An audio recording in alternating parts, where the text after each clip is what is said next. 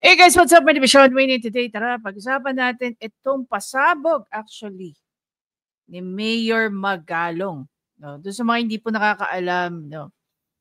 Ito pong si Mayor Magalong, isa po sa mga local politicians natin na nag-establish ng grupo for good governance. So even before we get into this, actually this is nagkakaroon na po ng rounds ito over the internet, no? Marami na po nakapagbigay ng komento at reaction dito sa naging pasabog ni Mayor Magalong. Okay? Doon sa mga hindi pa po aware, alam niyo naman po na si Mayor Magalong ay isa sa mga naging instrumental pagdating po sa SAP 44. No, what I'm trying to establish here, guys, is that para paniwalaan natin ang mga statement ni Mayor Magalong, isa po siya sa mga nanindigan sa kanyang mga kasamahan kapalit ng pwestong ipinangako sa kanya. So di bali nang hindi magkaroon ng pwesto itong si Mayor Magalong, ang importante sa kanya ay nanindigan po siya para sa SAP 44. But merong mas magandang paunang topic dito which is after nating i-roll yung B-roll, pag-uusapan natin.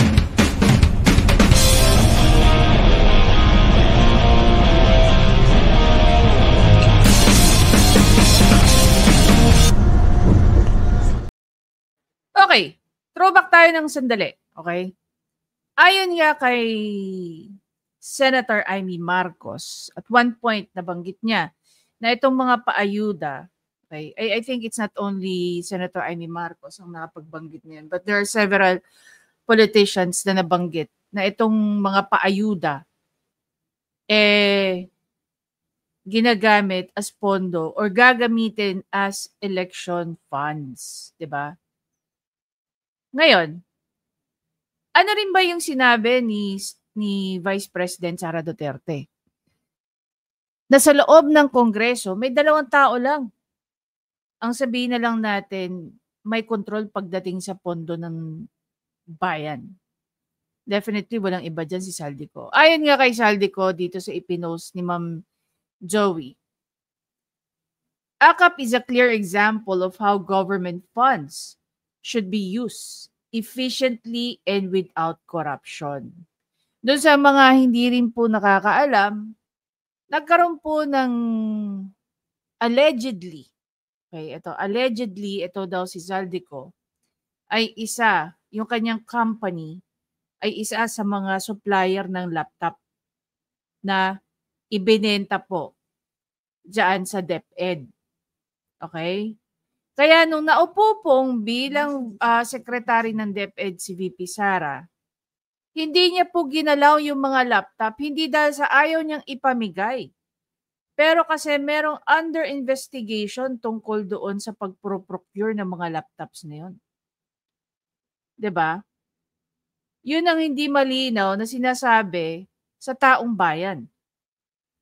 And yet again, pinanghimasukan ito ni Secretary Angara na pinarelease yung mga laptop na iniimbestigahan pa rin. Kung meron nga talaga mga involvement itong si Saldico. Ang sabi ni Ma'am Joey dito sa kanyang caption, anong standard ng efficiency and no corruption ni Saldico? Diba? Questionable. Meron pa siya rito mga statement. Balikan natin. Ito, pinost lang ni Ma'am Joey last January 3. Sabi niya rito, the budget should be aligned with administration 8-point agenda. Kaya masusi natin tong inaral at ginawa para sure na covered ang priorities na Pilipino. Okay? This underscores our commitment to using the power of the purse and crafting a budget aligned with administration 8-point agenda. Hindi na nga natin alam kung ano yung 8-point agenda Ano pa sinabi rito ni Zaldico? AKAP has helped Pinoys cope with the effect of inflation. Ito ang naging lifeline ng Pinoy kapag sila ay kinakapos. Bakit? Linggo-linggo nyo bang binibigay ang AKAP? Buwan-buwan? Para sabihin na lifeline ito? Ang inflation, araw-araw tayong may tawag diyan, araw-araw tayong naapektuhan, hindi ba? Sabi tuloy ng isa do'n, Danny Boy, Lisol, ulul. Ano pa sinabi niya rito? Very timely and responsive ang AKAP program and nearly 5 million Pinoys under low middle income status na ang natutulungan nito. Malaki ang nagagawa ng AKAP to protect our kababayans from the impact of rising food prices last year. Ayon yan kay Saldico. Set standard for corruption-free governance. Diba? Unfortunately, may nagsalita na Mayor Magalong. Imagine mo, binabangga ni Mayor Magalong mga kongresista at kapwa rin niya, mga local executives. Diba? Ngayon, pupunta na tayo kay Mayor Magalong. Pakinggan natin yung interview kay Mayor Magalong dito. Budget is actually, Tex would say that this 2025 budget is actually an election budget. Do you share the same sentiment, sir? Since you're talking about pork barrel, among others. I totally agree. You know? Nararamdaman namin yan sa local government. Lawmakers, indiscriminately giving out AKAP funds, IX funds, itong mga ayuda na gusto pa nilang palabasin na akala mo sarili nilang pera yung kanilang ibinibigay. Nakita namin yan We have been comparing with the other mayors, also mayors for good governance at yung aking mga fellow mayors sa ating League of Cities. At ganun din ang aming mga similar observations na talagang halos unlimited ang pondo nila kung mamigay sila. Nabalitaan pa namin yung 7-7, yung famous na 777, na every time na sumama ka dun sa sortie ni Speaker, you get 777. Ito yung 21 million, a total of 21 million. 7 million na AIX, 7 million na AKAP, 7 million pa na tupad. O 21 million. Paano kung nakaapat ka na sortie na nasalihan? Ibig mo sabihin nun, 7 times 21. Yun yung mga allegations na binabanggit sa amin at in fact, reliable sources ang pinanggagalingan yan. Tapos ito yung sasabihin ni, balikan natin dito si Saldico. AKAP is a clear example of how government funds should be used. Diba? AKAP is a clear example of how government funds should be used. 777. Imagine niyo, come to think of it na lang. Bisitahin nyo ang AKAP mall tour nila. So kada punta pala ng mga politiko, diyan sa mga payouts na yan, sa mga sorties na yan, they receive 7 million. So ilan pala yung mga politiko na naandyan?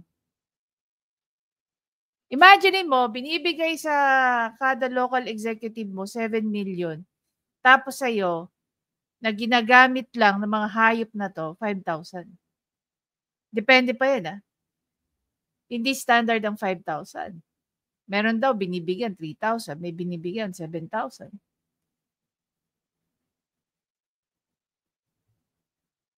Mapapaano ka na lang talaga mapapamura ka na lang ng putang ina yung lahat.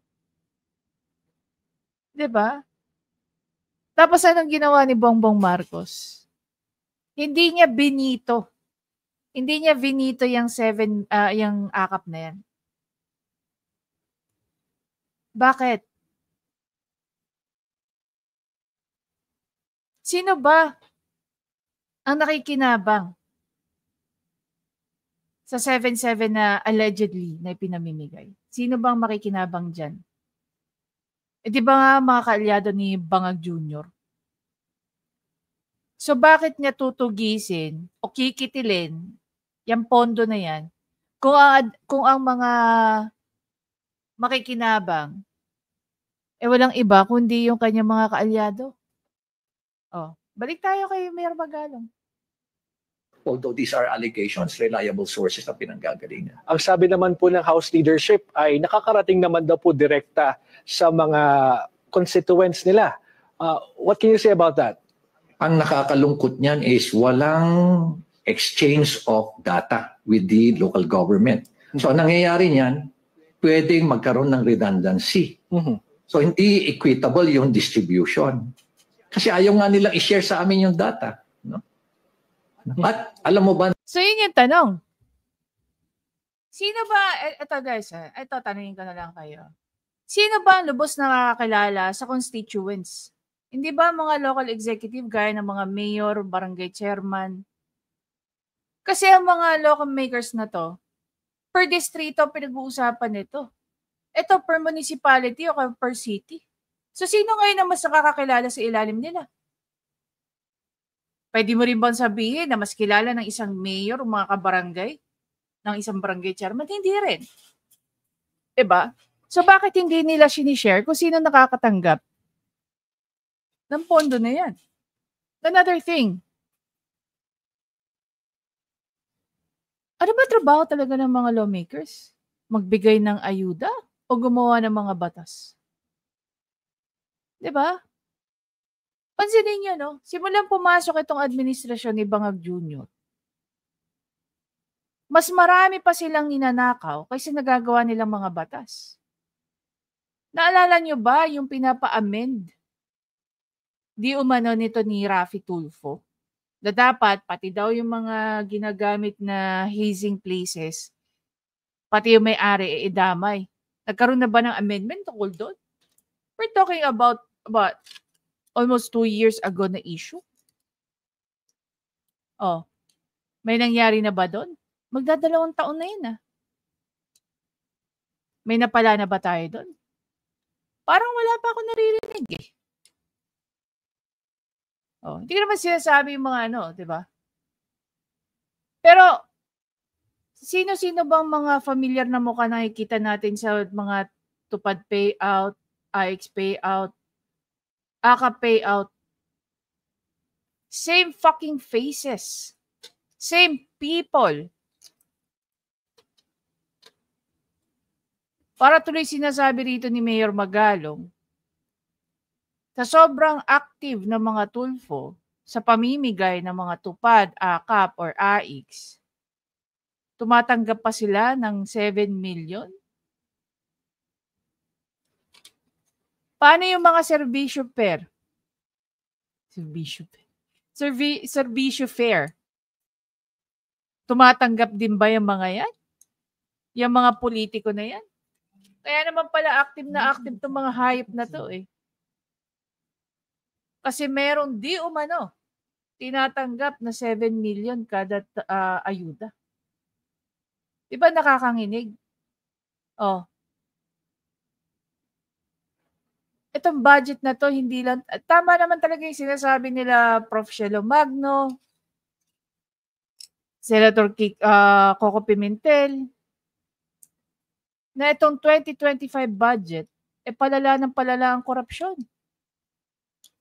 Na kami sa local government, halos wala kami natatanggap na AIX. Halos wala rin kaming natatanggap na MAIT, yung Medical Assistance for Indigenous Patients. Halos wala rin kami natatanggap na tupad. No? Nagmamakaawa pa kami. No?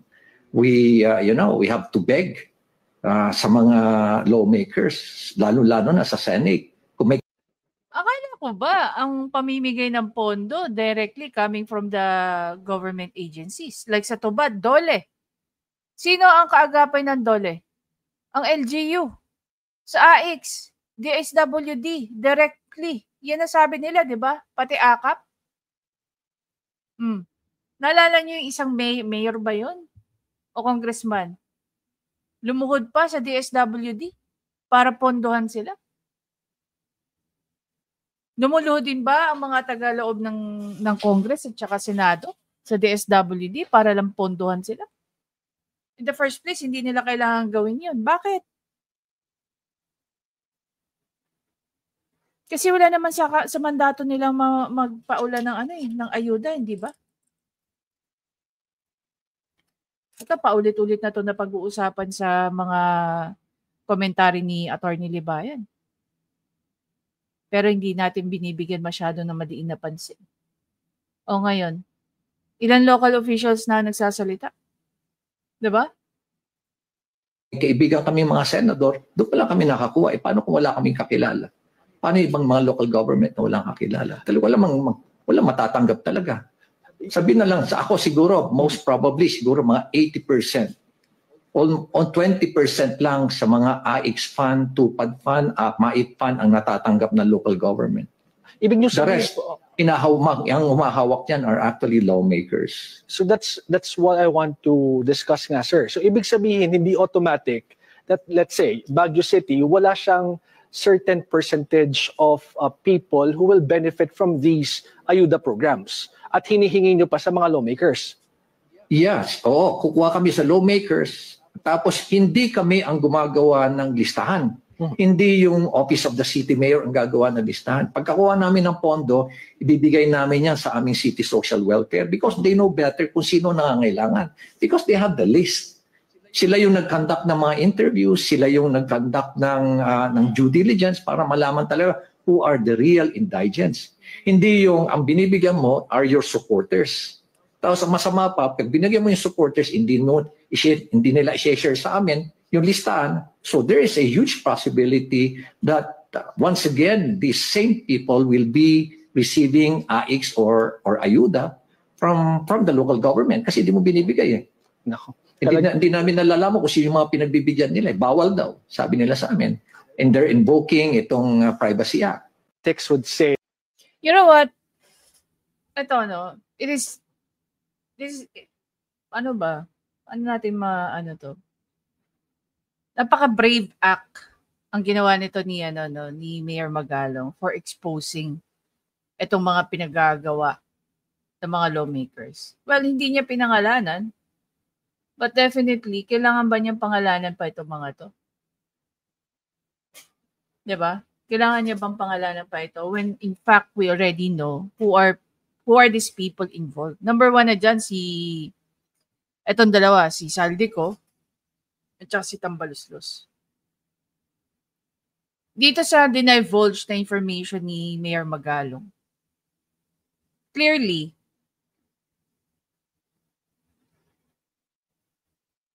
alam na natin kung sino yung tunay na magnanakaw.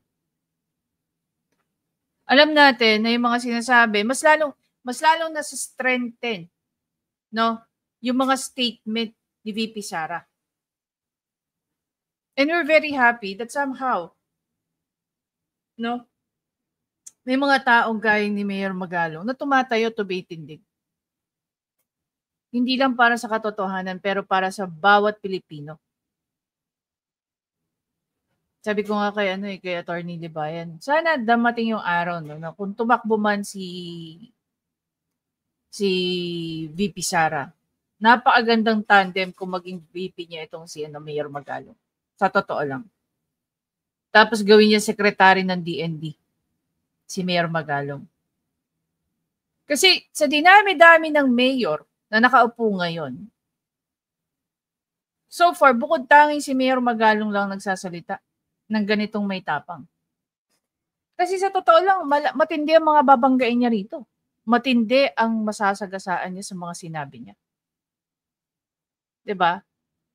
Kung tayo mga Pilipino, isama-samang humaharap dito sa mga ganito, mas madali para sa mga local executives natin, sa mga kongresista natin na maayos pa, dyan sa mga senador natin na maayos pa, na mas magsalita. Madali natin mailubog itong mga unghang na to, itong mga hinagupas na to, itong mga nagmamalinis na to. No? Kaya nga sana, no, kung manalo si VP Sara by 2028, paimbestigahan lahat ng kongresista na may kinalaman sa mga pagnanakaw na to, sa pagwawaldas na to. Kasi guys, kahit sabihin mong 7 million lang yan, tama naman sinasabi ni Mayor Magalong. Kung pumunta ka na lang halimbawa sa Servicio Fair, no, which is hindi natin alam kasi yan yung pinakamatindi. Ang Servicio Fair, nagkalat lahat ng mga kongresista, mayor, senador, tapos namamahagi sila ng AKAP, AIX, TUPAD at kung ano-ano pang ayuda. Kaya ba ganun kalalaki ang ginagastos tuwing may servisyo fair? Umaabot sila ng 1 bilyon. So naniwala na kayo na minsan na nababanggit natin. Itong mga paayuda na to, ito ay gateway sa korupsyon. Tapos sasabihin ni Saldico rito, AKAP is a clear example of how government funds should be used.